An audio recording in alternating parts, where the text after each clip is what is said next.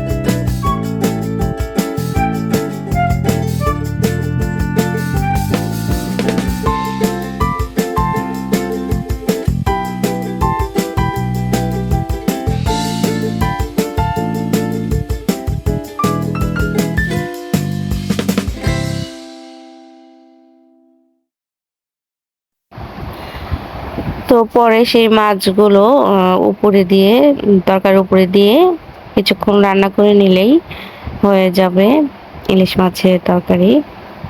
তো ভিউয়ার্স, রান্নাটা কেমন লাগলো অবশ্যই জানাবেন। আর যারা নতুন চ্যানেলটি দেখছেন তারা অবশ্যই সাবস্ক্রাইব করবেন, অল বাটনে ক্লিক করে লাইক কমেন্ট করে পাশে থাকবেন। তো কেমন হলো অবশ্যই কমেন্টের মাধ্যমে জানাবেন।